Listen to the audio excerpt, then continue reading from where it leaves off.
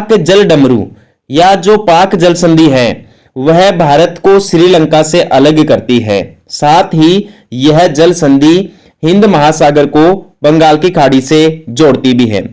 भारत में राष्ट्रीय समुद्र विज्ञान संस्थान कहां पर है? यह गोवा में है भाई। झारखंड राज्य की राजधानी कहां है? रांची। रांची झारखंड राज्य की राजधानी है और रांची कर्क रेखा पर स्थित है। अगला सवाल, अरुणाचल प्रदेश की अंतरराष्ट्रीय सीमाएं कितने देशों से मिलती है भाई? भारत का जो अरुणाचल प्रदेश राज्य है उसकी अंतरराष्ट्रीय सीमा 3 देशों से मिलती है, म्यांमार, भूटान और चीन देश के साथ। नेक्स्ट सवाल, पर्यटन को बढ़ावा देने के लिए भारतीय रेल ने किस राज्य में पैलेस ऑन व्हील्स गाड़ी चलाई है? ये दोस्तों राजस्थान राज्य में चलाई गई। और सीमांतकृत जल का क्या अर्थ है? दोस्तों जो सीमा के अंतिम छोर पर जो जल वाला भाग होता है उसी को अपन सीमांतकृत जल कह सकते हैं, या किसी देश के तट से लगे हुए समुद्र का जो जल होता है उसे सीमा के अंतर्गत जल का नाम दिया गया है। अगला सवाल, भारत का सबसे ऊंचा पर्वत शिखर कौन सा है? भारत देश का सबसे ऊंचा पर्वत शिखर है गॉडविन ऑस्टिन, जिसे माउंट केटू के नाम से भी जाना जाता है और यह भारत के पीओके क्षेत्र में पड़ता है। 8,411 मीटर इसकी ऊंचाई है। अगला सवाल देखें, वह कौन सा भारतीय राज्य है जो 3 ओर से बांग्लादेश से घिरा हुआ है? जो त्रिपुरा राज्य है वह बांग्लादेश के साथ जीरो लाइन बनाता है या शून्य लाइन बनाता है, तो इसकी संरचना 3 ओर से घिरी हुई है बांग्लादेश से, तो वह राज्य त्रिपुरा है।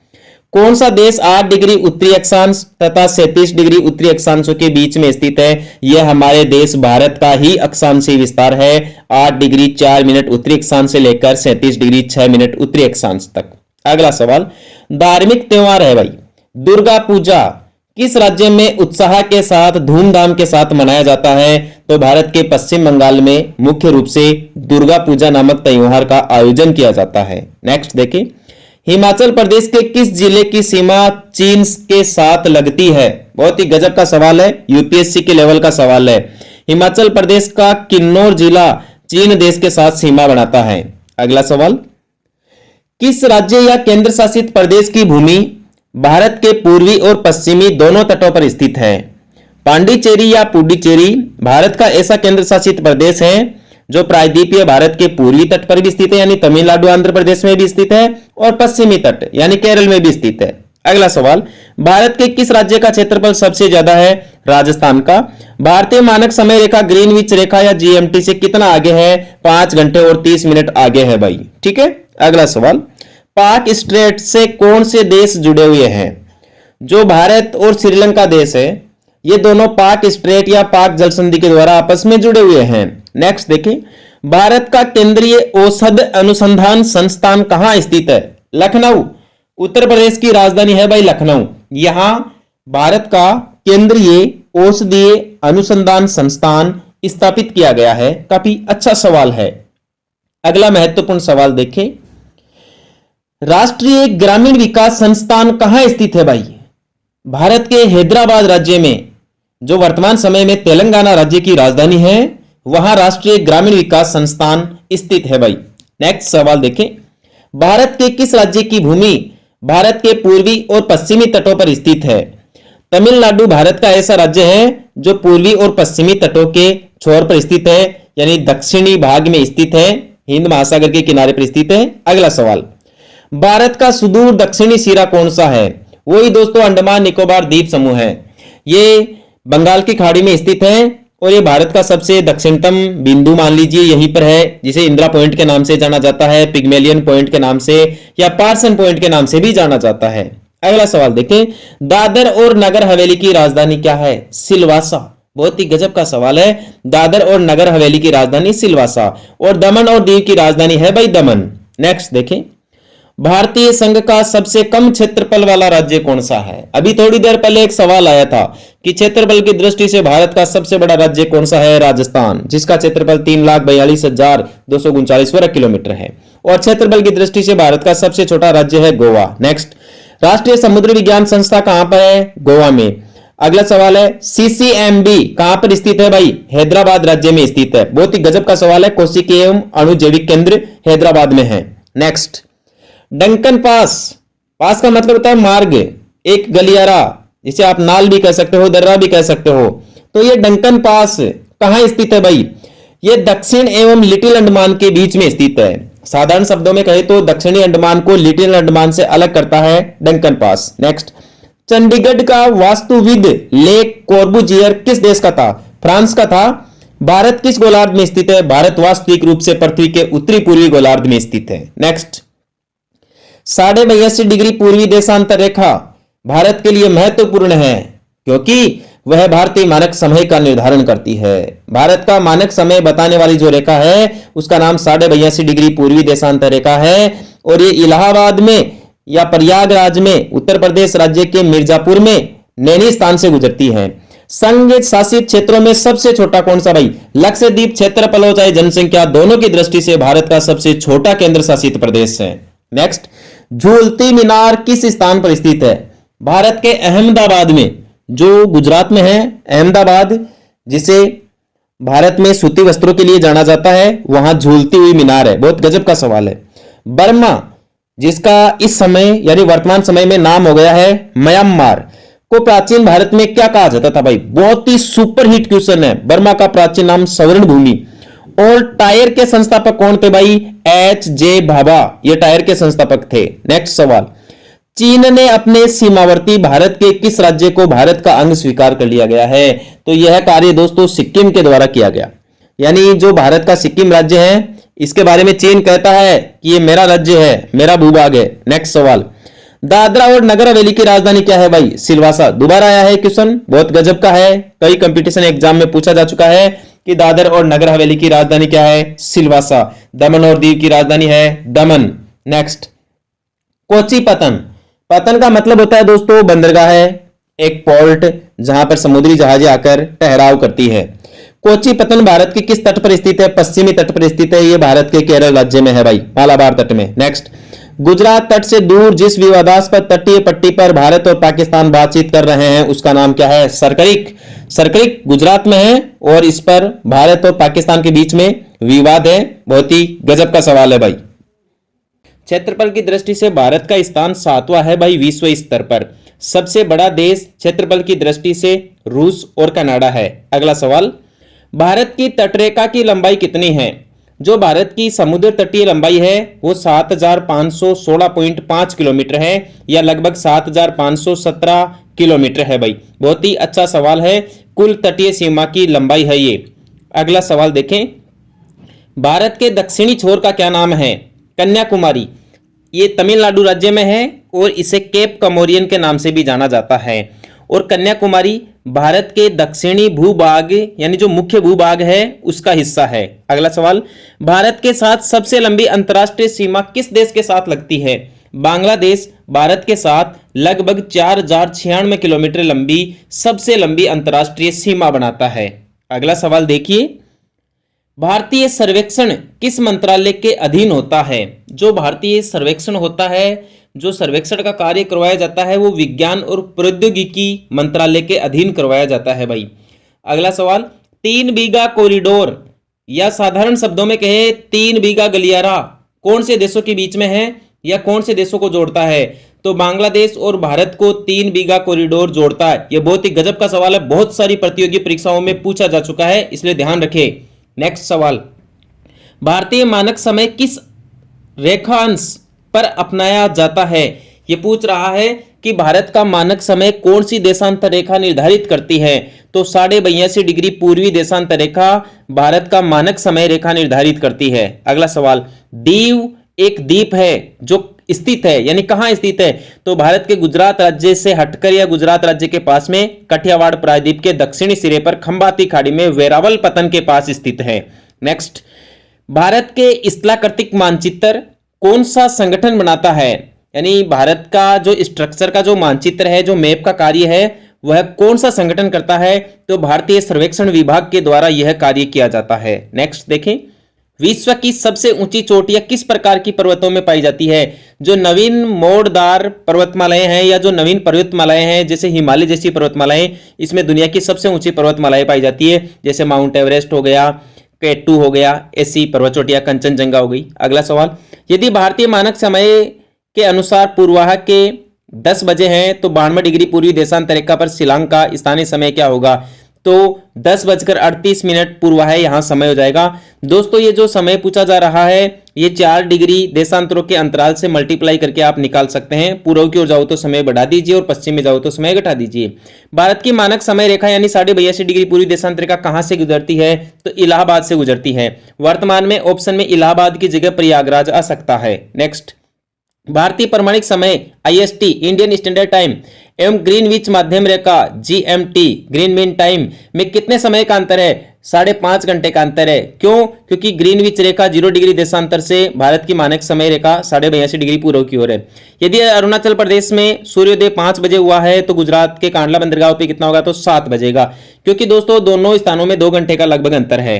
नेक्स्ट देखें, भारत का सुदूरस्थ दक्षिणी बिंदु जो भारत का अपना सबसे लास्ट पॉइंट है दक्षिण में स्थित, उसका क्या नाम है? उसका नाम है इंदिरा पॉइंट और ये भारत के अंडमान निकोबार द्वीप समूह के ग्रेट निकोबार में स्थित है। इस इंदिरा पॉइंट को पिग्मेलियन पॉइंट के नाम से भी जाना जाता है। अगला सवाल, असम, भूटान तथा बांग्लादेश की सीमाओं में लगा हुआ है। ये एक अच्छा सवाल है। ये सही बात है कि जो असम राज्य है वो भूटान तथा बांग्लादेश की सीमाओं से लगा हुआ है, दोनों के साथ सीमा बनाता है। नेक्स्ट देखिए, पश्चिम बंगाल राज्य भूटान तथा नेपाल की सीमाओं से लगा हुआ है। यह भी बिल्कुल सत्य बात है। भारत का जो पश्चिम बंगाल राज्य है वो ऊपर की ओर तो नेपाल और भूटान के साथ सीमा बनाता है और नीचे दक्षिण की ओर बांग्लादेश के साथ सीमा बनाता है। अगला देखिए, मिजोरम बांग्लादेश तथा म्यांमार की सीमाओं से लगा हुआ है। मिजोरम राज्य बांग्लादेश और म्यांमार दोनों से सीमा बनाता है, यह भी सही बात है। हिमालय का विस्तार अराकान योमा कहां स्थित है? म्यांमार में। म्यांमार में हिमालय के विस्तार को अराकान योमा कहा जाता है। अच्छा सवाल है। नेक्स्ट देखिए भाई, बांग्लादेश की सीमा से लगे भारत के राज्य कौन कौन से हैं? ऐसे कौन कौन से राज्य हैं जो बांग्लादेश के साथ सीमा बनाते हैं? तो मेघालय, असम, पश्चिम बंगाल, त्रिपुरा और मिजोरम, ये राज्य बांग्लादेश के साथ सीमा बनाते हैं, लगभग 4096 किलोमीटर लंबी। नेक्स्ट देखिए, नेपाल के पड़ोसी भारतीय राज्य कौन कौन से हैं? यानी नेपाल के साथ सीमा बनाने वाले भारतीय राज्य कौन कौन से हैं? उत्तराखंड राज्य है, उत्तर प्रदेश है, बिहार है और सिक्किम है। ये राज्य नेपाल के साथ सीमा बनाते हैं भाई। नेक्स्ट सवाल देखें, भारत तथा पाकिस्तान के बीच सीमा निर्धारित की गई है कौन सी रेखा के द्वारा? भारत और पाकिस्तान की जो सीमा है इसे रेड क्लिफ रेखा के नाम से जाना जाता है और इस रेखा का निर्धारण 14-15 अगस्त 1947 की मध्य रात्रि को CJ रेड क्लिफ के द्वारा किया गया। ठीक है, और 3323 किलोमीटर इसकी लंबाई है। नेक्स्ट, भारत के राज्यों में से किसके 3 तरफ अंतरराष्ट्रीय सीमाएं हैं? त्रिपुरा 3 तरफ से बांग्लादेश से घिरा हुआ है, इसलिए इसके तीनों तरफ अंतरराष्ट्रीय सीमा है बांग्लादेश देश की। नेक्स्ट देखिए भाई, देश के किस प्रदेश में सबसे अधिक जिले हैं? यानी भारत के उस राज्य का नाम बताइए जिसमें सबसे ज्यादा जिले हैं। तो उत्तर प्रदेश भारत का ऐसा राज्य है जिसमें सबसे ज्यादा जिले हैं या सबसे ज्यादा जिलों की संख्या है। नेक्स्ट, 4 दक्षिणी राज्य हैं आंध्र प्रदेश, कर्नाटक, केरल और तमिलनाडु में से कौन सा सबसे अधिक भारतीय राज्यों के साथ सीमावर्ती है भाई? आंध्र प्रदेश और कर्नाटक। प्रायद्वीपीय भारत या दक्षिणी भारत के ऐसे राज्य हैं जो सबसे ज्यादा भारतीय राज्यों के साथ सीमा बनाते हैं, इसलिए दोनों राज्यों का आंसर सही होगा। अगला देखिए, कोरी निवेशिका, ये एक भाग है पश्चिमी भारत का कोरी निवेशिका, जिस पर स्थित है वह क्या है? कच्छ के रण पर स्थित है भाई। ये जो कोरी निवेशिका नामक भूभाग है ये कच्छ के रण पर स्थित है। नेक्स्ट देखिए, दमन और दीव के बारे में सत्य कथन कौन कौन सा है? देखो, दमन और दीव स्वतंत्रता के बाद या स्वतंत्रता के दौरान पुर्तगाल के आधिपत्य में रहा, सही बात है। दमन और दीव के बीच खंबाती खाड़ी है, यह भी सही बात है। और दमन और दीव की राजधानी दमन है, यह भी सही बात है। तो तीनों बातें बिल्कुल सही है दमन और दीव के बारे में। अगला देखें, पुडुचेरी का क्षेत्र विभाजित पाया जाता है, यानी जो पुडुचेरी या जो पांडिचेरी केंद्र शासित प्रदेश है वो भारत के कौन कौन से राज्यों में फैला हुआ है? एक तो तमिलनाडु राज्य में, एक आंध्र प्रदेश राज्य में और एक केरल राज्य में। तीनों राज्यों में पांडिचेरी केंद्र शासित प्रदेश विस्तृत है, फैला हुआ है, ध्यान रखना। नेक्स्ट देखें, भारत के निम्नलिखित राज्यों में से किसे भारत का कोहिनूर कहा जाता है? दोस्तों, भारत का कोहिनूर आंध्र प्रदेश राज्य को कहा जाता है हीरा उत्पादन के कारण। नेक्स्ट देखें भाई, भारत के किस राज्य को सिलिकॉन स्टेट के नाम से जाना जाता है? सिलिकॉन स्टेट कंप्यूटर उद्योग के कारण भारत की सिलिकॉन नगरी बेंगलुरु को कहा जाता है और वो कर्नाटक की राजधानी है। तो ध्यान रखना, सिलिकॉन स्टेट कर्नाटक राज्य को नाम दिया गया है। नेक्स्ट देखिए, क्षेत्रफल के क्रम में भारत के 3 बड़े राज्य कौन से हैं? तो क्षेत्रफल की दृष्टि से भारत का सबसे बड़ा राज्य तो है राजस्थान, दूसरा बड़ा राज्य है मध्य प्रदेश और तीसरा बड़ा राज्य है महाराष्ट्र। तो राजस्थान, मध्य प्रदेश, महाराष्ट्र क्षेत्रफल की दृष्टि से भारत के सबसे बड़े राज्य हैं भाई। अगला सवाल, वर्ष 1953 में जब आंध्र प्रदेश राज्य एक अलग राज्य बना तब उसकी राजधानी क्या थी? आंध्र प्रदेश राज्य तेलुगु भाषा के आधार पर गठित होने वाला भारत का पहला राज्य है और ये 1953 में बना। उस टाइम पे इसकी राजधानी कुर्नूल बनाई गई थी भाई, ध्यान रखना। अगला सवाल, असम कुल मिलाकर कितने राज्यों एवं केंद्र शासित प्रदेशों से घिरा हुआ है? जो असम राज्य है वो 7 राज्यों के साथ सीमा बनाता है भाई, ध्यान रखना। जो असम है उत्तरी पूर्वी भारत का हिस्सा है, वो 7 राज्यों को स्पर्श करता है। Next, the Himalayan mountaineering institute जहां स्थित है वही स्थान कौन सा है? दार्जिलिंग। बहुत गजब का सवाल है, सुपर हिट क्वेश्चन है। पश्चिम बंगाल राज्य में है ये दार्जिलिंग स्थान। तो द हिमालयन माउंटेनियरिंग इंस्टीट्यूट कहां स्थित है? दार्जिलिंग में। नेक्स्ट सवाल, मिजोरम में बस्ती संस्वरूप मुख्यतः कटकों के साथ साथ रेखिक प्रतिरूप का है, क्योंकि गाठिया कटकों की अपेक्षा ज्यादा ठंडी रहती है, इसलिए लोग वहां अपनी बस्तियां बसाना पसंद करते हैं। अगला सवाल देखें, भारत विश्व का 7वां बड़ा देश है। यह बिल्कुल सही बात है कि क्षेत्रफल की दृष्टि से भारत विश्व का 7वां बड़ा देश है। और अगली बात देखिए, यह स्थल मंडल के कुल क्षेत्रफल का लगभग 2.4% भाग अधिकृत किया हुआ है। यह बात भी सत्य है। संपूर्ण भारत का क्षेत्रफल 32,87,263 वर्ग किलोमीटर है और यह विश्व का क्षेत्रफल की दृष्टि से 7वां बड़ा देश है और यह संपूर्ण विश्व के भूभाग का 2.4% क्षेत्र घेरता है अपना भारत देश। नेक्स्ट सवाल देखें, समूचा भारत उष्ण कटिबंध में स्थित है। यह तो गलत बात है, असत्य है। अपना जो प्रायद्वीपीय भारत है वह मुख्य रूप से उष्ण कटिबंध में स्थित है। जो अपना उत्तरी भारत है यह शीतोष्ण कटिबंध में स्थित है, क्योंकि कर्क रेखा भारत के बीचों बीच से गुजरती है और कर्क रेखा का ऊपर वाला भाग शीतोष्ण कटिबंध में और दक्षिण वाला भाग उष्ण कटिबंध में, इसलिए एक गलत बात है। अगला सवाल देखिए, 82.5 डिग्री पूरी देशांतर रेखा का उपयोग भारतीय मानक समय रेखा को निर्धारित करने के लिए किया जाता है। यह एकदम सही बात है, 100% सही बात है, जो इलाहाबाद के नैनी स्थान से गुजरती है। ध्यान रखना दोस्तों, ताजमहल के बारे में भी सवाल पूछा जा सकता है कि ताजमहल कौन सी नदी के किनारे है? यमुना नदी के किनारे। हैदराबाद शहर मूसी नदी के किनारे पर है। कोलकाता शहर हुगली नदी के किनारे पर है। अयोध्या शहर जो उत्तर प्रदेश में है सरयू नदी के किनारे है। बद्रीनाथ अलकनंदा के किनारे पर स्थित है और मथुरा शहर यमुना नदी के किनारे स्थित है। ध्यान रखना, मथुरा भी भारत के उत्तर प्रदेश राज्य में है। अगला देखिए, लखनऊ शहर। लखनऊ दोस्तों उत्तर प्रदेश की राजधानी है और यह गोमती नदी के किनारे स्थित है। बहुत ही गजब का सवाल है दोस्तों कि उत्तर प्रदेश का लखनऊ शहर कौन सी नदी के किनारे स्थित है? गोमती नदी के किनारे। नेक्स्ट देखिए, जमशेदपुर शहर। यह शहर दोस्तों भारत के झारखंड राज्य में है और जमशेदजी टाटा के द्वारा बसाया गया था। तो यह जमशेदपुर शहर स्वर्ण रेखा नदी के किनारे स्थित है और स्वर्ण रेखा नदी अपने भारत में सोने के प्लेसर निक्षेप के भंडारों के लिए जानी जाती है। दिल्ली शहर यमुना नदी के किनारे ही स्थित है। दिल्ली, आगरा, मथुरा ये यमुना नदी के किनारे ही स्थित है।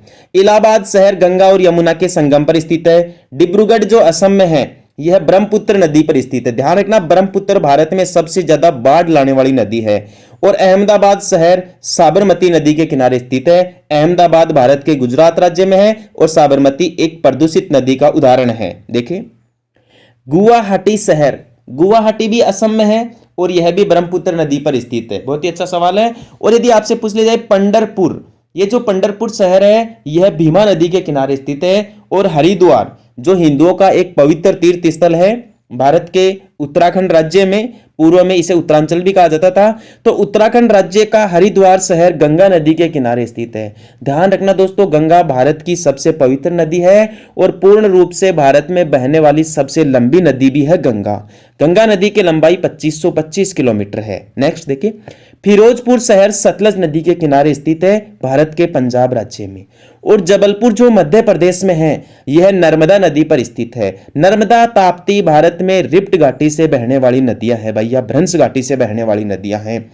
और ये जो बरेली शहर है जो उत्तर प्रदेश में है यह भारत में रामगंगा नदी के किनारे स्थित है। ध्यान रखना, बरेली शहर रामगंगा नदी के किनारे स्थित है। नेक्स्ट देखें, कोटा जो राजस्थान में है। राजस्थान का जो प्रसिद्ध शहर है कोटा, जो शिक्षा के क्षेत्र में काफी महत्वपूर्ण माना जाता है, तो ये कोटा शहर चंबल नदी के किनारे स्थित है भाई।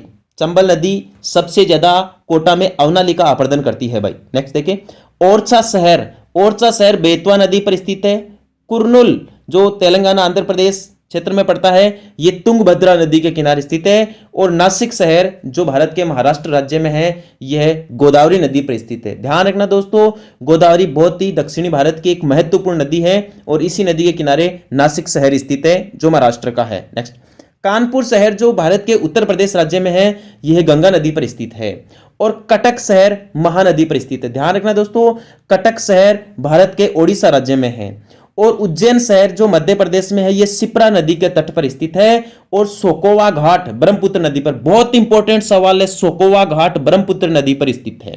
अगला देखिए, वाराणसी शहर, यह भी भारत के उत्तर प्रदेश राज्य में है और वाराणसी का प्राचीन नाम था बनारस। यह भारत में गंगा नदी के किनारे स्थित है भाई।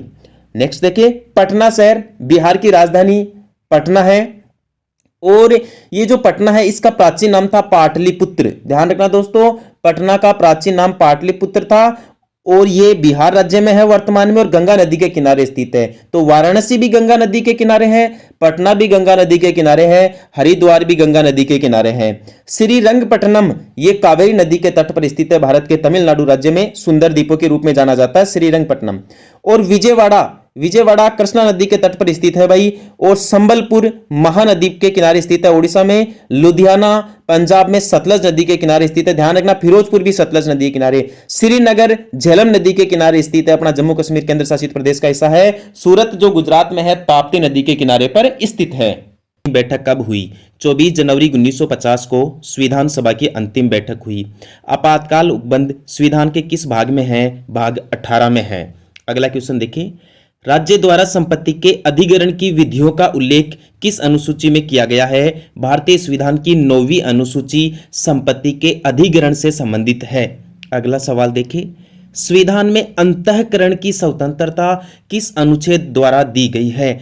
भारतीय संविधान के अनुच्छेद 25 में स्पष्ट रूप से लिखा गया है कि भारत के नागरिक किसी भी धर्म का अंतःकरण कर सकते हैं, उसे मान सकते हैं, उसका प्रचार प्रसार कर सकते हैं। अगला सवाल देखिए, भारत के किस उपराष्ट्रपति का निधन कार्यकाल के दौरान हो गया? दोस्तों, डॉक्टर कृष्णकांत भारत के ऐसे उपराष्ट्रपति रहे हैं जिनका निधन कार्यकाल के दौरान रहा है। आप ध्यान रखना कि भारत में जो राज्यसभा का सभापति होता है वह देश का उपराष्ट्रपति भी होता है, यानी राज्यसभा का सभापति और देश का उपराष्ट्रपति एक ही व्यक्ति होता है। अगला सवाल देखें, राजभाषा विभाग किस मंत्रालय के अधीन काम करता है? जो राजभाषा विभाग है वो अपने देश के गृह मंत्रालय के अधीन कार्य करता है भाई। अच्छा सवाल है, ध्यान रखना, परीक्षा के पेपर में छप सकता है कि राजभाषा विभाग किस मंत्रालय के अधीन काम करता है? गृह मंत्रालय के अधीन काम करता है। अगला सवाल, लोक लेखा समिति में राज्यसभा के कितने सदस्य होते हैं? जो लोक लेखा समिति होती है उसमें राज्यसभा के 7 सदस्य शामिल किए जाते हैं। अगला सवाल, प्रथम राष्ट्रीय आपातकाल की घोषणा कब की गई थी भाई? 26 अक्टूबर 1962 को भारत में प्रथम राष्ट्रीय आपातकाल लगाया गया। दोस्तों, इस टाइम पे ये जो आपातकाल लगाने का मुख्य कारण था वो भारत और चीन के बीच में 1962 का युद्ध था, इसी कारण ये आपातकाल लगाया गया। लोकसभा के प्रथम अध्यक्ष कौन थे? गणेश वासुदेव मावलंकर ये लोकसभा के प्रथम अध्यक्ष थे, इन्हें लोकसभा का पिता भी कहते हैं। अगला सवाल, 42वां संविधान संशोधन कब किया गया था? 42वां संविधान संशोधन अधिनियम किया गया था 1976 ईस्वी में। दोस्तों, ये जो संविधान संशोधन है ये इतना बड़ा संविधान संशोधन है कि इसे लघु संविधान की संज्ञा दी गई है। और अब तक के जितने भी संविधान संशोधन हुए हैं उनमें से सबसे ज्यादा जो विवादास्पद संविधान संशोधन था वह 42वां संविधान संशोधन अधिनियम ही था जो 1976 में पारित हुआ। अगला सवाल देखें, राज्यसभा सदस्य के लिए न्यूनतम आयु कितनी होनी चाहिए? दोस्तों, यदि कोई भी व्यक्ति राज्यसभा के तहत एमपी बनना चाहता है या मेंबर ऑफ पार्लियामेंट या संसद सदस्य बनना चाहता है तो उसकी न्यूनतम उम्र 30 वर्ष होनी चाहिए भाई। राज्यसभा के सदस्य के लिए यही योग्यता है कि उसकी कम से कम उम्र तो हो 30 वर्ष। और राज्यसभा के लिए जो व्यक्ति निर्वाचित होता है वह 6 वर्ष के लिए निर्वाचित होता है भाई। ध्यान रखना, सदस्य का कार्यकाल 6 वर्ष होता है। अगला सवाल, संविधान सभा ने राष्ट्रीय ध्वज का प्रारूप कब अपना लिया गया था? साधारण शब्दों में कहे तो यह कह सकते हैं कि अपने देश का जो राष्ट्रीय ध्वज है तिरंगा झंडा जिसमें केसरिया, सफेद, हरा रंग और बीच में अशोक चक्र है नीले रंग का, वो कब ग्रहण किया गया? 22 जुलाई 1947 ईस्वी को। राष्ट्रगीत वंदे मातरम को गाने का समय कितना है? 1 मिनट और 5 सेकंड। आप इसको डायरेक्टली 65 सेकंड भी बोल सकते हैं, कंफ्यूज मत हो जाना एग्जाम में। अगला सवाल देखें, भारतीय संघ की कार्यपालिका शक्ति किसमें निहित होती है? हमारे देश की जो कार्यपालिका शक्ति होती है वो राष्ट्रपति में निहित होती है। राष्ट्रपति को भारत का प्रथम नागरिक माना जाता है, तीनों सेनाओं का सर्वोच्च सेनापति माना जाता है, और कार्यपालिका के जो ज्यादातर काम है वो राष्ट्रपति के नाम से ही किए जाते हैं, इसलिए कार्यपालिका की शक्तियां राष्ट्रपति में निहित होती है। राज्यसभा का पहली बार गठन कब हुआ था? 3 अप्रैल 1952 को राज्यसभा का पहली बार गठन हुआ। अगला सवाल, सेवाओं पर कर का प्रावधान किस संविधान संशोधन द्वारा किया गया? 88वें संविधान संशोधन के द्वारा सेवाओं पर कर का प्रावधान किया गया। भाई किस संविधान संशोधन द्वारा दिल्ली को राष्ट्रीय राजधानी क्षेत्र का दर्जा दे दिया गया? 69वें संविधान संशोधन अधिनियम। ध्यान रखना, बहुत कमाल का सवाल है ये कि दिल्ली को राष्ट्रीय राजधानी का दर्जा किस संविधान संशोधन के द्वारा दिया गया? तो 69वें संविधान संशोधन द्वारा। संविधान के किस भाग में नागरिकता से संबंधित प्रावधानों का वर्णन किया गया है? भारतीय संविधान के भाग 2, इसमें नागरिकता के प्रावधान जोड़े गए हैं। ध्यान रखना दोस्तों, भारतीय संविधान में जिनका उल्लेख अनुच्छेद 5 से लेकर अनुच्छेद 11 तक है। अगला सवाल, भारतीय संविधान का निर्माण करने वाली संविधान सभा का गठन कब किया गया था? वर्ष 1946 में संविधान सभा का गठन किया गया और जुलाई अगस्त में पहली बार इनके चुनाव हुए। भाई अगला सवाल, संविधान सभा के कुल 389 सदस्यों में से प्रांतों के लिए निर्धारित कितने सदस्यों के लिए चुनाव हुए थे? 296 सदस्यों के लिए चुनाव हुए थे। दोस्तों इनमें से 292 सदस्य तो ब्रिटिश प्रांतों के थे और 4 सदस्य चिपसिप या चीफ कमिश्नर क्षेत्रों के थे। तो इस प्रकार संविधान सभा के कुल 389 सदस्यों में से जुलाई अगस्त में 296 सदस्यों के लिए चुनाव हुए। भारत की संघीय व्यवस्थापिका को किस नाम से जाना जाता है? तो आपको बता दूं, हमारे देश की जो संसद है उसे आर्टिकल 79 के अनुसार भारत की संघीय व्यवस्थापिका कहा जाता है। ऑप्शन डी सही है। अगला क्वेश्चन देखें, भारतीय संसद के कितने सदन हैं? यहां आपसे सवाल केवल और केवल सदनों के बारे में पूछा जा रहा है। तो भारतीय संसद के 2 सदन हैं, एक तो लोकसभा और दूसरा राज्यसभा। जो लोकसभा है उसे आम सदन कहा जाता है और अस्थायी सदन कहा जाता है और जन प्रतिनिधि सदन कहा जाता है, जबकि जो राज्यसभा होता है वह स्थायी सदन होता है। अगला क्वेश्चन, संसद के किस सदन को प्रतिनिधि सभा भी कहा जाता है? भारतीय संसद के लोकसभा सदन को ही प्रतिनिधि सभा कहा जाता है। यहां जनता के द्वारा चुने हुए प्रतिनिधि सदस्य के रूप में भाग लेते हैं, इसलिए लोकसभा को जन प्रतिनिधि सभा या जन प्रतिनिधि सदन के रूप में जाना जाता है। ऑप्शन ए सही जवाब। अगला क्वेश्चन, संसद का लोकप्रिय सदन कौन सा है? भाई लोकप्रिय सदन का मतलब संसद का वह सदन कौन सा है जो आम लोगों का सदन कहलाता है, जिसमें जनता खुद वोट डालकर अपने प्रतिनिधि सदस्यों को चुनती है। तो वह सदन तो लोकसभा है भाई। तो इसमें भी लोकप्रिय सदन के रूप में ऑप्शन ए सही जवाब होगा। राज्यसभा को तो राज्यों का प्रतिनिधित्व करने वाला सदन कहा जाता है। अगला क्वेश्चन, संसद का स्थायी सदन कौन सा है? भारतीय संसद का जो उच्च सदन है, जिसे राज्यसभा भी कहा जाता है, उसे स्थायी सदन कहा जाता है। क्यों? क्योंकि इसमें प्रत्येक 2 वर्ष बाद इसके सदस्य दोस्तों सेवानिवृत्त होते जाते हैं और उनके स्थान पर नए सदस्य चुन लिए जाते हैं। और राज्यसभा के सदस्यों का कार्यकाल भी 6 वर्ष होता है। अगला सवाल, भारतीय संसद बनती है, भाई भारत की जो संसद है, संघीय व्यवस्थापिका है, उसका निर्माण किस किस से होता है? क्या केवल लोकसभा से होता है? क्या राज्यसभा लोकसभा दोनों से होता है? क्या लोकसभा और राष्ट्रपति से होता है? नहीं, इसका ऑप्शन डी सही जवाब होगा। लोकसभा, राज्यसभा और भारत का राष्ट्रपति मिलकर भारतीय संसद का निर्माण करते हैं, इसलिए डी ऑप्शन सही होगा। अगला सवाल, निम्नलिखित में से कौन सा एक प्रावधान भारतीय संविधान के अंतर्गत संसद के सदस्यों के विशेषाधिकारों तथा उन्मुक्तियों को निर्धारित करता है? तो भारतीय संविधान का जो आर्टिकल 105 है वह संसद के सदस्यों को कुछ विशेष अधिकार प्रदान करता है। तो ध्यान रखना, संसदीय विशेषाधिकारों का उल्लेख अनुच्छेद 105 में है। अगला क्वेश्चन, निम्नलिखित में से कौन संसद का अनन्य भाग नहीं है? अनन्य का मतलब है कि ऐसा कौन सा है निम्नलिखित वस्तुनिष्ठ ऑप्शन के अंदर जो संसद का भाग नहीं है, संसद का अंग नहीं है। दोस्तों, राष्ट्रपति संसद का अंग है, लोकसभा भी है, राज्यसभा भी है। यहां उपराष्ट्रपति को संसद का अनन्य भाग नहीं माना गया है, तो बी ऑप्शन सही होगा। अगला क्वेश्चन देखें, भारत के संविधान में कहा गया है कि भारत की संसद के 3 अंग होते हैं भाई। इनमें से एक अंग का नाम है लोकसभा, दूसरे अंग का नाम है राज्यसभा और तीसरे अंग का नाम है राष्ट्रपति। इस प्रकार भारतीय संसद का निर्माण 3 अंगों से होता है, लोकसभा, राज्यसभा और हमारे देश के राष्ट्रपति से मिलकर। अगला सवाल, भारतीय संसद के कितने अंग हैं? बहुत गजब का सवाल है ये, प्रतियोगी परीक्षाओं में कई बार यह सवाल पूछ लिया गया है। तो भारतीय संसद के 3 अंग है भाई, एक लोकसभा, एक राज्यसभा और तीसरा राष्ट्रपति।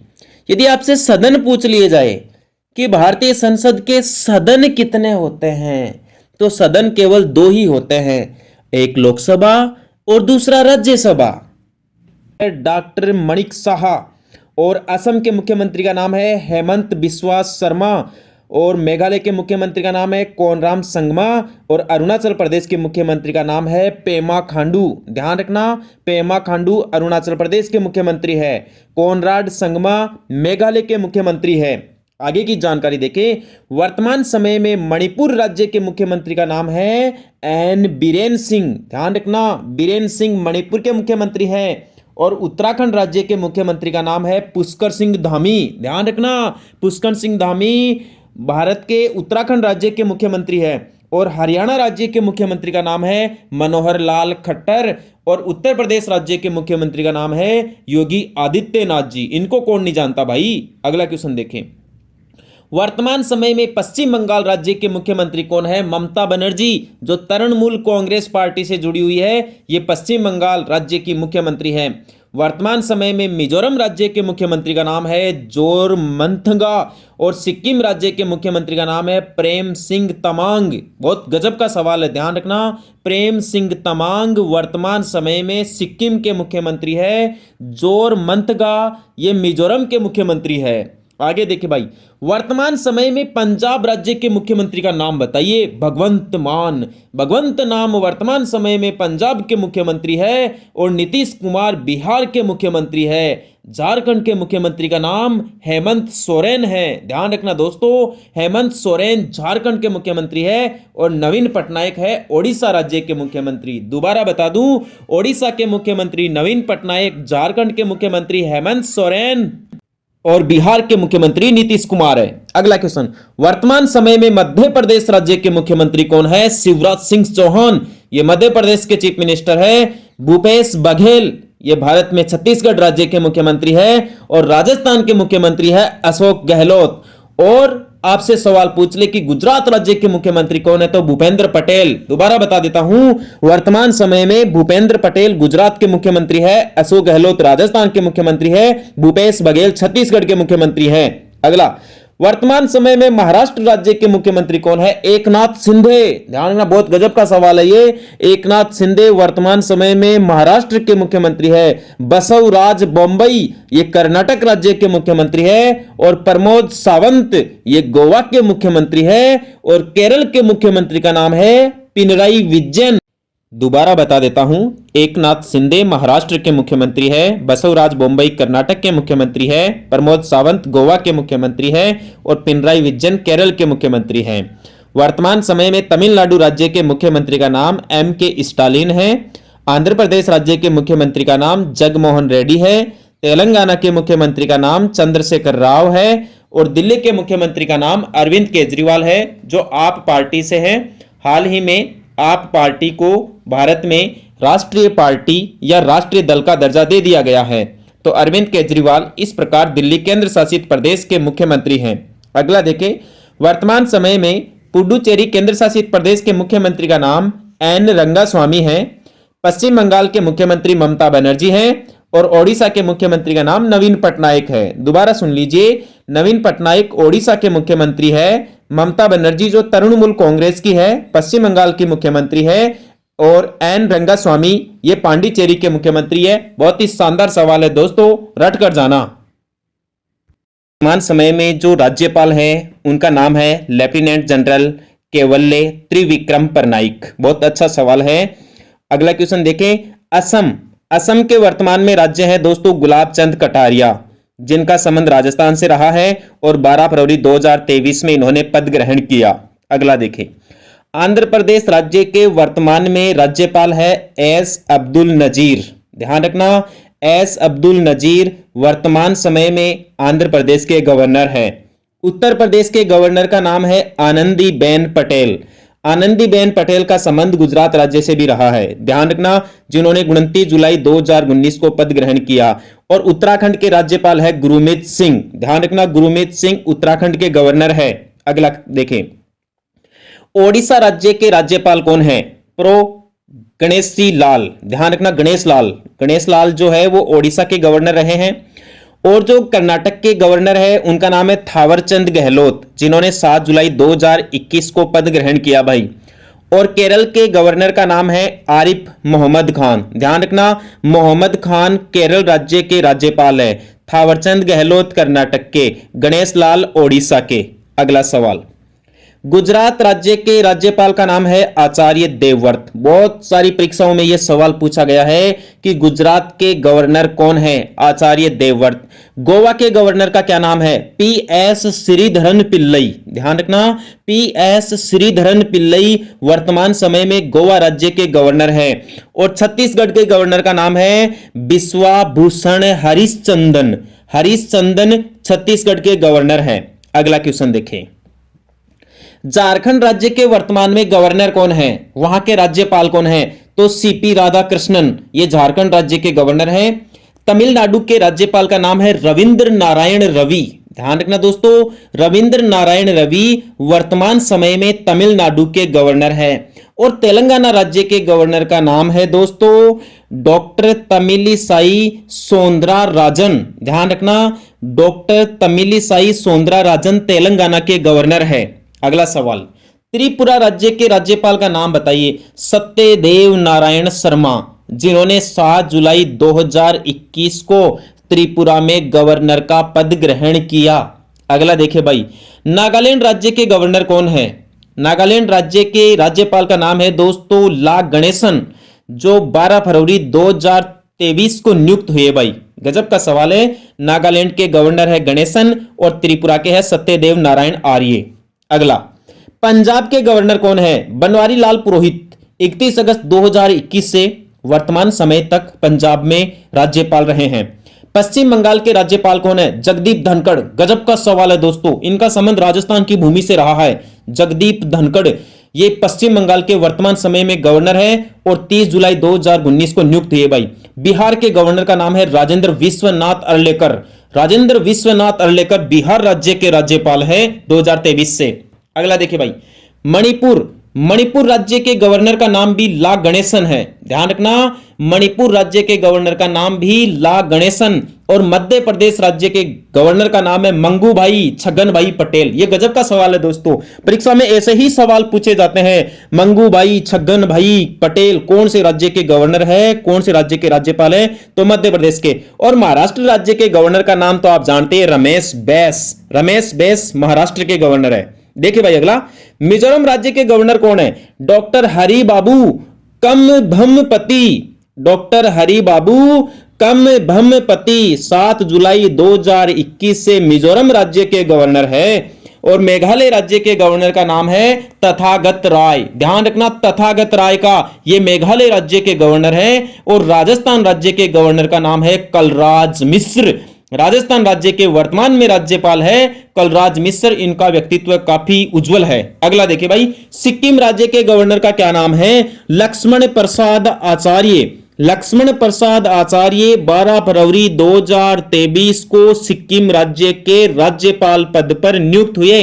हरियाणा राज्य के गवर्नर का नाम है बंडारू दत्तात्रेय या बी दत्तात्रेय, ध्यान रखना। और हिमाचल प्रदेश राज्य के गवर्नर का नाम है शिव प्रताप शुक्ला। ध्यान रखना, शिव प्रताप शुक्ला हिमाचल के गवर्नर है भाई। अगला देखें, अब दोस्तों आप केंद्र शासित प्रदेशों का भी देख लीजिए कि कौन से केंद्र शासित प्रदेश के प्रशासक कौन हैं, वहां के लेफ्टिनेंट गवर्नर कौन हैं। सबसे पहले तो आपको बताता हूं, अंडमान और निकोबार द्वीप समूह है। दोस्तों अंडमान निकोबार द्वीप समूह के उपराज्यपाल का नाम है एडमिरल डीके जोशी। और एडमिरल डीके जोशी ने 8 अक्टूबर 2017 को अंडमान निकोबार द्वीप समूह में उपराज्यपाल का पद ग्रहण किया। अगला सवाल देखें दोस्तों, जम्मू और कश्मीर जो वर्तमान समय में एक केंद्र शासित प्रदेश है 5 अगस्त 2019 के बाद, तो आपसे सवाल पूछा जा सकता है प्रतियोगी परीक्षा में कि जम्मू कश्मीर केंद्र शासित प्रदेश के वर्तमान समय में उपराज्यपाल कौन है, लेफ्टिनेंट गवर्नर कौन है? तो मनोज सिन्हा 7 अगस्त 2020 से जम्मू और कश्मीर के उपराज्यपाल है भाई। तो लद्दाख के उपराज्यपाल का क्या नाम है? राधा कृष्णन माथुर। ध्यान रखना, राधा कृष्णन माथुर लद्दाख के उपराज्यपाल हैं। आपसे चंडीगढ़ के बारे में भी सवाल पूछा जा सकता है कि चंडीगढ़ केंद्र शासित प्रदेश का प्रशासक कौन होता है। आपको बता दूं दोस्तों, पंजाब राज्य का राज्यपाल ही आमतौर पर चंडीगढ़ केंद्र शासित प्रदेश का प्रशासक माना जाता है। और बनवारी लाल पुरोहित चंडीगढ़ केंद्र शासित प्रदेश के वर्तमान में प्रशासक हैं, जो पंजाब के राज्यपाल भी है। दमन और दीव के प्रशासक का नाम तो प्रफुल्ल पटेल है भाई। अगला सवाल देखें, दादरा और नगर हवेली यहां के प्रशासक का नाम है प्रफुल्ल पटेल। तो बहुत ही गजब का सवाल है ये कि दादरा और नगर हवेली के प्रशासक का क्या नाम है? प्रफुल्ल पटेल। और दिल्ली के उपराज्यपाल कौन है? अनिल बैजल। ये दोस्तों सही जवाब नहीं है वर्तमान समय को देखते हुए। हालांकि अनिल बैजल दिल्ली केंद्र शासित प्रदेश के लेफ्टिनेंट गवर्नर रह चुके हैं। वर्तमान समय में दिल्ली केंद्र शासित प्रदेश के लेफ्टिनेंट गवर्नर का नाम है विनय कुमार सक्सेना। विनय कुमार सक्सेना ही वर्तमान समय में दिल्ली केंद्र शासित प्रदेश के उपराज्यपाल है। आपसे सवाल पूछ लिया जाए, पुडुचेरी या पांडिचेरी केंद्र शासित प्रदेश के उपराज्यपाल कौन है? तो दोस्तों तमिलिसाई सौंदराराजन ये पांडिचेरी केंद्र शासित प्रदेश के उपराज्यपाल है। और लक्षद्वीप का प्रशासक कौन है भाई? जो भारत का सबसे छोटा केंद्र शासित प्रदेश है लक्षद्वीप, उसके प्रशासक कौन है? उसका नाम है दोस्तों प्रफुल्ल पटेल। ध्यान रखना, 5 दिसंबर 2020 से। कौन होता है? तो भारत गणराज्य में राज्यपाल 28 राज्यों में राज्य प्रमुख का संवैधानिक पद होता है, अर्थात इसका संविधान में उल्लेख है। राज्यपाल की नियुक्ति भारत के राष्ट्रपति 5 वर्ष के लिए करते हैं और वो राष्ट्रपति की मर्जी पर ही पद पर रहते हैं। राज्यपाल राज्य सरकार का विधित मुखिया माना जाता है। अगला क्वेश्चन देखें, राज्यपाल के पद के लिए कौन कौन सी योग्यताएं होनी चाहिए? भारतीय संविधान का आर्टिकल 157 या अनुच्छेद 157 के अनुसार राज्यपाल पद पर नियुक्त किए जाने वाले व्यक्ति में निम्नलिखित योग्यताओं का होना अनिवार्य है, जरूरी है। आपके सामने कुछ बातें रखी गई है जो राज्यपाल पद के लिए जरूरी मानी जाती है। देखिए, पहली बात, वह भारत का नागरिक हो, उस व्यक्ति के पास में भारतीय मूल की नागरिकता हो। दूसरा सवाल, वह 35 वर्ष की आयु पूरी कर चुका हो, अर्थात राज्यपाल पद पर नियुक्त होने वाले उम्मीदवार की कम से कम आयु 35 वर्ष होना जरूरी है। तीसरी बात, वह राज्य सरकार या केंद्र सरकार या इन राज्यों के नियंत्रण के अधीन किसी सार्वजनिक उपक्रम में लाभ के पद पर न हो। किसी भी लाभकारी पद पर वह व्यक्ति कार्य ना कर रहा हो। अगला सवाल, वह राज्य विधानसभा का सदस्य चुने जाने के योग्य हो। एक राज्यपाल पर नियुक्त होने वाले व्यक्ति में ये सारी योग्यताएं होना जरूरी है। इनमें सबसे अहम है कि उसकी आयु कम से कम 35 वर्ष हो और वह विधानसभा का सदस्य चुने जाने योग्य हो। अगला क्वेश्चन देखें, राज्यपाल की नियुक्ति कौन करता है? भारतीय संविधान का जो अनुच्छेद 155 है उसके अनुसार राज्यपाल की नियुक्ति राष्ट्रपति के द्वारा प्रत्यक्ष रूप से की जाती है, किंतु वास्तव में राज्यपाल की नियुक्ति राष्ट्रपति के द्वारा भारत के प्रधानमंत्री की सिफारिश पर की जाती है। राज्यपाल की नियुक्ति के संबंध में निम्न 2 प्रकार की प्रथाएं बनी हुई है, जो इस प्रकार है। किसी व्यक्ति को उस राज्य का राज्यपाल नहीं नियुक्त किया जाएगा जिसका वह निवासी है, अर्थात उस राज्य में जहां का वह निवासी है उस व्यक्ति को वहां का राज्यपाल नहीं बनाया जा सकता। दूसरी बात देखें, राज्यपाल की नियुक्ति से पहले संबंधित राज्य के मुख्यमंत्री से विचार विमर्श किया जाएगा। भाई, मुख्यमंत्री से सलाह ली जाती है कि आपके राज्य में इस राज्यपाल की नियुक्ति की जाएगी। लेकिन दोस्तों, यहाँ ध्यान देने योग्य बात यह है कि ये जो प्रथा थी, ये जो मैंने आपको बातें बताई हैं, इनमें जो दूसरी प्रथा थी यह 1950 से 1967 तक ही अपनाई गई। लेकिन 1967 के चुनावों में जब कुछ राज्यों में गैर कांग्रेसी सरकारों का गठन हुआ, यानी जो सत्तादल केंद्र में सरकार थी उसके अकॉर्डिंग राज्यों में सरकार नहीं बनी, तब दूसरी प्रथा को समाप्त कर दिया गया और मुख्यमंत्री से विचार विमर्श किए बिना राज्यपाल की नियुक्तियां की गई। भाई, तो वर्तमान समय में उससे संबंधित राज्य के मुख्यमंत्री से विचार विमर्श करना अनिवार्य नहीं है कि आपके यहाँ कौन से राज्यपाल की नियुक्ति की जाए और कौन से राज्यपाल की नियुक्ति नहीं की जाए। तो वर्तमान समय में केवल केंद्र सरकार का यह दायित्व है कि वह राज्यों में राज्यपालों की नियुक्ति करे और प्रधानमंत्री से राष्ट्रपति इस मामले में सलाह लेते हैं। अगला क्वेश्चन, राज्यपाल का वेतन कितना होता है, उसको किस प्रकार के भत्ते मिलते हैं? भाई दोस्तों, वर्ष 2020 के अनुसार भारत के राज्यों के राज्यपालों का वेतन 3,50,000 रुपये कर दिया गया है और उपराज्यपाल का वेतन 1,10,000 रुपये प्रति माह है। तो ध्यान रखना, वर्तमान समय में भारत में किसी भी राज्य के राज्यपाल को प्रति माह 3,50,000 रुपये वेतन के रूप में मिलते हैं। साथ ही राज्यपालों को निःशुल्क सरकारी आवास उपलब्ध करवाया जाता है। वह वे सभी वेतन भत्ते और ऐसे विशेषाधिकारों का उपभोग करने के अधिकारी हैं जो राज्यपाल अधिनियम 1982 में विनिर्दिष्ट है। यानी राज्यपाल को कौन कौन से वेतन भत्ते मिलेंगे, इस सारी बात का उल्लेख राज्यपाल अधिनियम 1982 में उल्लेखित किया गया है।